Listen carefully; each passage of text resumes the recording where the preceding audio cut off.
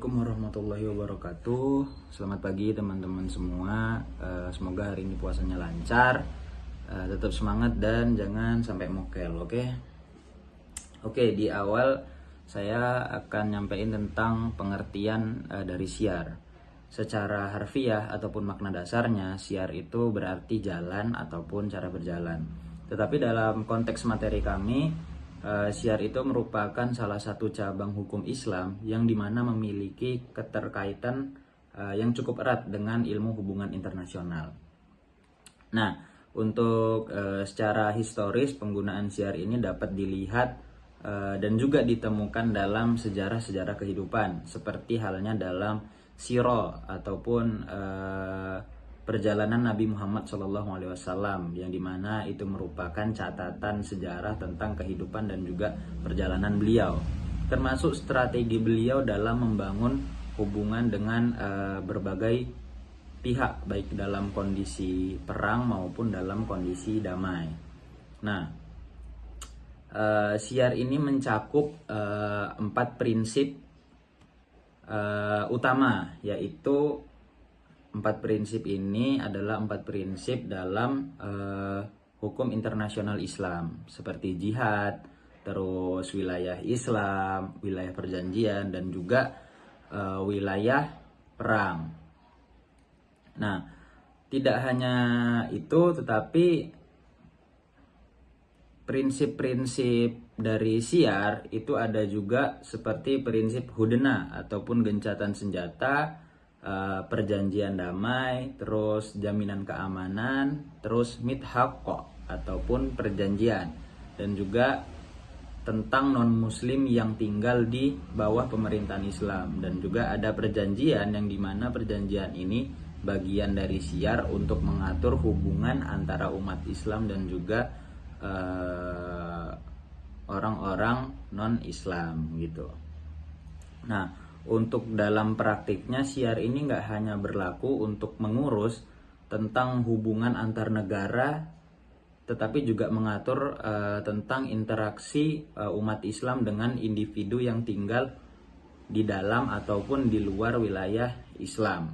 Konsep seperti ini nih lebih lebih menekankan lah kepada keadilan dan juga perilaku dari adanya pihak luar, baik dalam kondisi yang tentram, yang damai, maupun dalam kondisi war ataupun kondisi berkonflik gitu. Nah, dalam perspektif Islam sendiri terhadap syiar itu dianggap sebagai pelanggaran hukum ilahi, karena hukum seperti ini tuh didasarkan pada prinsip-prinsip yang udah ditetapkan dalam konteks syariah. Oke.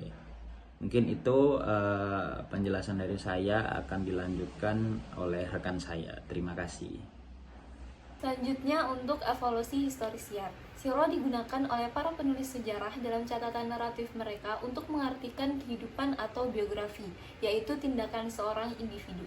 Salah satu karya yang terkenal dengan judul Sirah, karya Ibnu Hisham, yang mengisahkan kehidupan Nabi Muhammad SAW. Namun, dalam bentuk jamaknya, kata ini juga digunakan oleh para ahli hukum untuk menunjukkan tindakan suatu negara dalam hubungannya dengan masyarakat. Ulama pertama yang menggunakan istilah sirah adalah muhaddisin atau para pengumpul hadis atau tradisi. Mereka menggunakan istilah tersebut untuk merujuk pada perilaku Nabi Muhammad berupa perbuatan, ucapan, dan juga tindakan selama hidupnya. Dan ulama pertama yang menggunakan istilah syiar yaitu Ibnu Hisham dalam karyanya Al-Sirah Al-Nabawiyah. Istilah syiar sendiri menjadi sinonim dengan magazi yang secara harfiah berarti pertempuran dan peperangan, khususnya pada tahun awal-awal Islam, yang mengacu pada peperangan yang melibatkan Nabi dan para sahabatnya. Karena dianggap sebagai pusat dari peperangan dalam misi Nabi, istilah ini kemudian memiliki makna yang sama dengan biografi Nabi.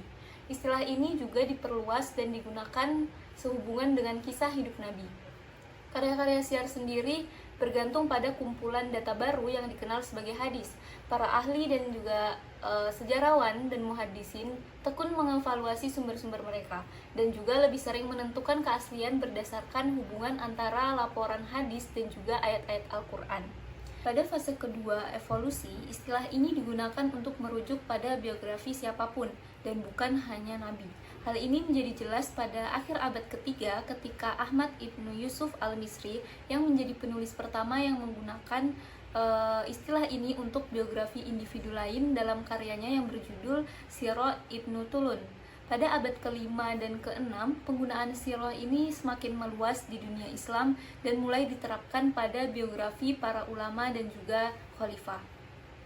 Tahap ketiga dalam pengembangan sirah, istilah siyar mulai digunakan untuk menunjukkan hukum internasional dan telah muncul dalam referensi langsung ke bidang-bidang tertentu seperti Maghazi oleh para ahli hukum. Perluasan dan penambahan wilayah-wilayah jajahan baru ke dalam wilayah kekuasaan Islam juga memberikan pengaruh dan dampak yang signifikan terhadap hukum internasional dengan hubungan dengan non-muslim. Para ulama menentukan hukum syiar dengan mengacu pada perilaku Nabi dan berhubungan dengan non-muslim dalam melakukan perjanjian damai. Contohnya pada pertempuran Daumat al-Jandal, Rasulullah mengatakan, berperanglah di jalan Allah, perangilah orang-orang kafir, jangan berkhianat dan jangan menyimpang dari jalan benar. Pendekatan lainnya juga dilakukan oleh Khalifah Utsman bin Affan yang mengeluarkan perintah kepada wakilnya dengan mengatakan, Allah telah memerintahkan para pemimpin masyarakat untuk bertanggung jawab dan mengurus kepentingan orang-orang yang berada di bawah mereka. Allah tidak memerintahkan mereka untuk mengumpulkan uang dari orang-orang yang berada di bawah kendali mereka. Intinya, menurut Islam, tanggung jawab dan melindungi kepentingan orang-orang merupakan kewajiban utama dari pemimpin. Jika pemimpin menyimpang dari jalan ini, mereka juga akan gagal dalam mendapatkan kepercayaan, kesetiaan, dan kesopanan dari rakyatnya. Hukum Islam merupakan sistem hukum yang bersumber dari wahyu ilahi dan pemikiran para ulama. Hukum ini mengatur berbagai aspek kehidupan umat muslim, mulai dari ibadah, hubungan sosial, hingga ketentuan hukum yang mengikat individu maupun masyarakat. Keunikan hukum Islam terletak pada sumber-sumber yang berasal dari wahyu dan pemikiran ilmiah yang berkembang sepanjang sejarah peradaban Islam. Sumber-sumber hukum Islam memiliki peranan penting dalam menjaga kesinambungan ajaran Islam, serta menyesuaikan dengan perkembangan zaman. Yang pertama adalah Al-Quran. Al-Quran adalah kitab suci umat Islam yang berisi wahyu Allah yang diturunkan kepada Nabi Muhammad SAW. Sebagai sumber utama hukum Islam, Al-Quran memiliki kedudukan tertinggi dalam menetapkan hukum dan aturan yang wajib diikuti oleh seluruh umat muslim. Di dalamnya terdapat berbagai hukum yang mengatur aspek ibadah, muamalah, keluarga, ekonomi, hingga hukum pidana. Dalam konteks hukum Islam, Al-Quran tidak hanya memberikan aturan eksplisit, tetapi juga prinsip-prinsip moral dan etika yang menjadi pedoman dalam kehidupan sehari-hari. Selain itu, Al-Quran juga mengatur aspek hubungan internasional, hukum perang, dan perjanjian antar bangsa dalam Islam yang dikenal sebagai syiar. Lalu yang kedua adalah sunnah. Sunnah adalah segala sesuatu yang berasal dari Nabi Muhammad SAW, baik dalam bentuk perkataan, perbuatan maupun ketetapan beliau. Sunnah berfungsi sebagai pelengkap dan penjelas bagi ayat-ayat Al-Quran yang memerlukan interpretasi lebih lanjut. Selain itu, sunnah juga memiliki peran dalam menentukan hukum bagi perkara-perkara baru yang tidak secara eksplisit disebutkan dalam Al-Quran. Para ulama menggunakan sunnah sebagai acuan dalam menetapkan hukum-hukum baru yang tetap sejalan dengan ajaran Islam. Lalu yang ketiga adalah ijma. Ijma merupakan kesepakatan para ulama dalam menentukan suatu hukum yang tidak secara eksplisit disebutkan dalam Al-Quran maupun sunnah. Ijma memainkan peran penting dalam hukum Islam, terutama dalam menjawab tantangan zaman dan permasalahan baru yang muncul setelah wafatnya Nabi Muhammad SAW. Ijma dianggap sah selama berdasarkan prinsip-prinsip Islam dan tidak bertentangan dengan sumber utama yaitu Al-Quran dan Sunnah. Sebagai contoh dalam perkembangan hukum Islam, ijma digunakan dalam penetapan hukum zakat terhadap aset modern seperti gaji dan investasi yang tidak dibahas secara eksplisit dalam Al-Quran dan Sunnah. Selain itu, ijma juga digunakan dalam menetapkan sistem hukum internasional Islam yang dikenal sebagai syiar. Lalu ada qiyas. Qiyas adalah metode penetapan hukum Islam dengan cara menganalogikan suatu kasus baru yang belum memiliki ketentuan dalam Al-Quran atau Sunnah dengan kasus yang sudah ada hukumnya. Dalam qiyas, suatu hukum ditetapkan berdasarkan kesamaan ilat sebab hukum antara dua perkara. Sebagai contoh, dalam Al-Quran terdapat larangan meminum khamar karena dapat menyebabkan hilangnya akal. Dengan menggunakan metode qiyas, para ulama juga melarang penggunaan narkotika dan zat adiktif lainnya karena memiliki dampak yang sama, yaitu merusak akal dan kesehatan manusia. Kias memungkinkan hukum Islam tetap relevan dalam menghadapi perkembangan zaman dan teknologi. Dengan metode ini, hukum Islam dapat diterapkan pada berbagai permasalahan kontemporer yang tidak ada pada masa Nabi Muhammad SAW. Terima kasih. Selanjutnya saya akan menjelaskan tentang perkembangan hukuman internasional Islam. Jadi seperti yang kita tahu bahwa sistem hukum internasional kontemporer itu berbeda dengan hukum internasional Islam. Jadi hukum internasional kontemporer itu dibuat karena adanya hubungan timbal balik antara negara-negara. Sedangkan hukum internasional Islam itu dibuat sebelum adanya memikirkan apa-apa. Jadi itu berasal dari apa yang dianggap sebagai sumber keagamaan yang tidak dapat salah. Sehingga penerapan dan pengamatannya harus sesuai dengan semangat aturan umum tersebut. Ketentuan-ketentuan hukum ini berasal dari wahyu ilahi, yang umumnya dianggap sesuai dengan keadilan dan kemanusiaan. Semangat di balik aturan tersebut diterapkan pada setiap situasi. Yang pertama itu ada konsep hukum syiar Islam. Hukum syiar berbeda dengan hukum internasional kontemporer karena memiliki sanksi agama. Hukum ini berasal dari Al-Quran dan hadis Nabi, serta perjanjian yang diratifikasi oleh khalifah dan kesepakatan para ulama. Oleh karena itu, hukum yang sudah ditetapkan tidak dapat diubah atau digunakan secara tidak sengaja. Lalu yang kedua adalah kesetaraan dalam hukum internasional Islam. Hukum Islam menempatkan orang dan negara pada kedudukan yang setara. Ini berbeda dengan hukum internasional kontemporer yang menekankan negara berdaulat. Karena mereka dianggap berasal dari wahyu, keputusan hukum Islam memiliki legitimasi yang sama dengan keputusan hukum syariah lainnya. Yang ketiga ada pengaruh wahyu dalam pembentukan Islam. Pengaruh wahyu dalam pembentukan hukum. Ibnu Khaldun mengatakan bahwa para ulama yang menafsirkan hukum harus memastikan bahwa pendapat mereka berdasarkan wahyu.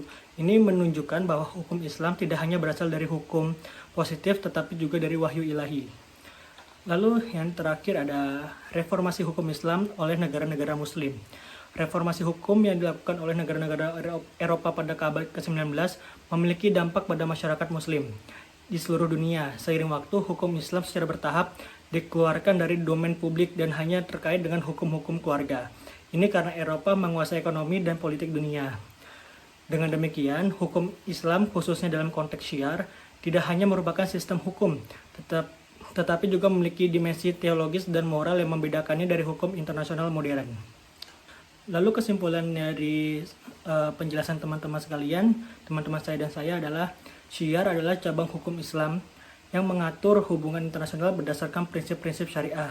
Konsep ini berkembang dari catatan sejarah Nabi Muhammad, terutama dalam diplomasi, perjanjian, dan hukum perang. Syiar mencakup prinsip utama seperti jihad, Dar al-Islam, Darul Ahad, dan Darul al-Harb yang menentukan interaksi negara Islam dengan dunia luar.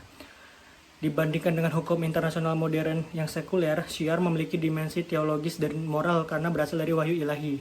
Konsep ini menekankan keadilan dan hubungan antar negara dan tidak dapat diubah secara sembarangan. Namun seiring kolonialisme dan reformasi hukum di negara-negara muslim, penerapan hukum Islam termasuk syiar semakin terbatas dan hanya berfokus pada hukum keluarga. Meskipun mengalami perubahan, syiar tetap relevan dalam kajian hukum internasional Islam, mencerminkan nilai-nilai keadilan, perdamaian, dan tanggung jawab pemimpin terhadap rakyatnya sebagaimana yang diajarkan dalam syariah.